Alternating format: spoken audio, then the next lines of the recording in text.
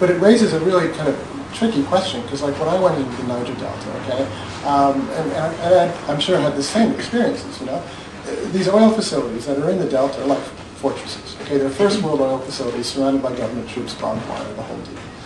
And they're wonderful oil facilities for the most part, in the sense of, you know, they've got electricity, and they've got lights, and they've got cafeterias, and all that kind of stuff. On the other side of a creek from an oil facility, and this is the case with the village I stayed in, there's nothing. Utter, total destitution, desolation, no electricity, no running water, anything of that sort. And as it turned out, because I investigated this, Shell was paying for the living costs of the soldiers who were protecting this facility. And the soldiers at this facility had been attacking villages around it, because the villages were part of the rebel movement against it. And so Shell was, on the government side, paying for the military forces that were inflicting human rights abuses on the people there. So you kind of, if you're a Shell person, you kind of, you know, it's like if they're going to operate, they have to operate with the government's permission and with the government's protection. But by doing so, by relying on the government, they're automatically becoming a party to and supporting kind of a government that steals and a government that kills. And so the question kind of is, in some ways, not just how can they do a better job, but also should they be there? And that's where you get lots of different interesting views from people in Nigeria as well as people outside of Nigeria. I don't know if I figured out the answer to that yet. You know, when we take, America takes 50% of Nigerian oil. So we have a huge stake, or, you know, in the situation in Nigeria. We take a lot more Nigerian oil than we do Iraqi oil. Yeah, although this is one of the kind of curious things about oil, is even when, you know, American planes were bombing Iraq when Saddam Hussein was still in power, we were using Iraqi oil. We were one of the largest purchasers of Iraqi oil. It's a very fungible commodity that, you know, one way or the other gets to the people who need it, and America uses 25% of the world's oil. There's a question over here, and then I'm going to get to you. Hi, I'm Peter. Great book. I just finished it this morning. I'm coming at this from more of a legal perspective, and I'm wondering, you know, I think we can all agree that minimizing American dependence on foreign oil is the ultimate goal. But in the interim, I mean, talking about forcing these oil companies, these American oil companies, to be more transparent, to be more accountable, I think you demonstrated this, or, you know, you described it in your book, that, you know, if the American companies aren't allowed to bribe these foreign governments, the foreign governments are just going to turn around and sell their oil to China, or they're just going to sell it to Russia. I mean,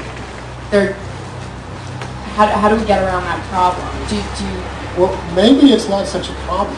You know, I mean, this is where also there's this issue of peak oil. You know, maybe the world's reached its total kind of capacity of output, and we can't keep increasing the amounts of oil that we get out of the ground. And in some ways, these problems can be used as solutions, in the sense of, like, all the more reason for us to move as fast, ever faster, with more investments in, you know, alternate power grids, alternate energy, etc., so that we don't have to get into this race to the bottom, which we're in. I mean, when I was in Equatorial Guinea, it was an amazing situation. I was staying in this hotel, which cost about $150 a night, and it had to pay in cash or bank transfers, because credit cards were really not accepted then. This was about 4 years ago. And when I said, okay, where do I transfer my money into to pay for my hotel bill, they gave me the number of a bank account in Shanghai. And a bulb kind of went off over my head. The hotel is called the Dynasty Hotel. And the people behind the reception were Chinese. And the food in the restaurant was Chinese. And yes, this is part of the new kind of great game where China and America are competing for these resources. Now, we can keep doing this, and we can keep going down this road. And we're going to have kind of these sorts of conflicts and problems that, you know, you just kind of cited. But I don't think that the main resolution to it is that we have to therefore kind of, like, you know, cozy up even more closely to these dictators so that Russia and China aren't able to do it themselves. I think we should use it as impulsion to move really, really quickly, much more so than we're doing already, in the areas that we need to move in: conservation, efficiency, alternative energy, etc. But I mean, if we were to turn it off, right, if we were to force these U.S. companies to stop bribing these foreign governments right now, I mean, we would have, what, 2 months, 6 months maximum No, oil because reserve? because the way that the oil world kind of functions is these are long-term contracts. So, you know, Marathon and Exxon are not going to be booted out of Equatorial Guinea in the next 6 months because, whatever, they refuse to kind of keep paying money into these kind of phony little joint ventures they set up with members of the presidential family. I don't think it's going to be as severe as that in terms of, like, okay, if we really do kind of have somewhat of a harder line. Because the thing is, you know, Chinese and Russian companies are pretty good, but actually American companies are indeed the best technologically. There are oil reserves like Kazakhstan's, for example, which are actually technologically incredibly difficult to access. And American companies actually do have kind of technologies and capabilities. Even Russia still is working with American companies, even though Russia obviously has its own oil companies, because the Americans do have by far the best technology. So I don't think that we'd be shut out just like that, because we have a competitive advantage. And we also have, politics is involved. I mean, Venezuela, most of its oil is still coming to America. And it's not because Hugo Chavez loves America or because we love Venezuela. It's because we have the refineries that can refine that oil. It's because geographically we are the largest consumer in this area. It doesn't make a lot of sense for Venezuela to ship its oil all the way across the Pacific to China. And also just political realities. Hugo Chavez knows if he cuts us off, then indeed, Obama's going to be in a George W. Bush frame of mind about kind of how to solve that problem. So I just don't see kind of the dire consequences that one might think. But Ed? Yeah, it's also why it boggles the mind that we're advocating leadership in solar technology to China. Have you read about this recently? That China is like kicking our butts on this. Like, what are we doing?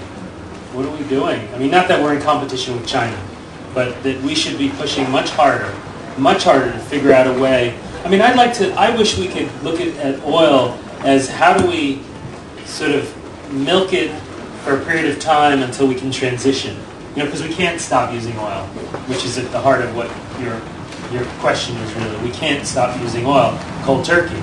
But what we need to do is figure out how to galvanize as much technological capital, experimental energy to move us away from oil. That is, if I were president, I mean, that's what I would advocate. Really, I think that's the sensible thing. Because oil is a race to the bottom. It absolutely is.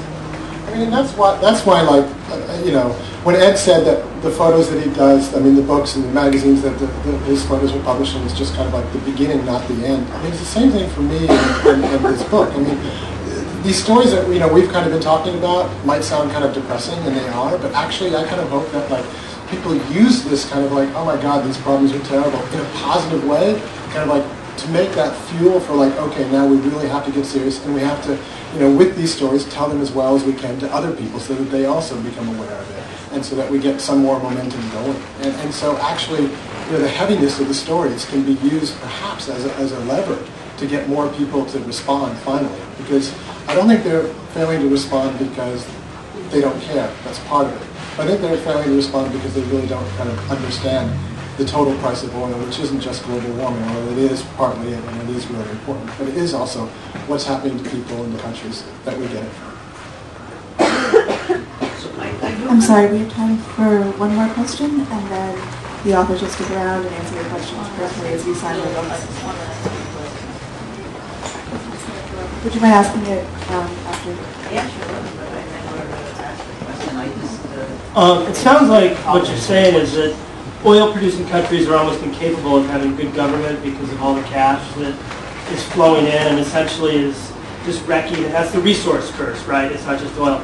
So with that in mind, could you say a little more about Chavez's socialistic experiment of oil? I know in your book you witness him talking to the Chinese, and you're very sardonic about that. You're very flippant about that, saying that there are no, I think, quote, you say, the presidents of Venezuela served during high oil prices and low oil prices, and essentially that their politics and policies are irrelevant. It all depends on that. Can you say a little more? Well, the quote kind of was, and this is like an old Venezuelan saying, but it applies to other countries, that in Venezuela there are no good and bad presidents. They're just presidents at times of low oil prices and presidents at times of high oil prices.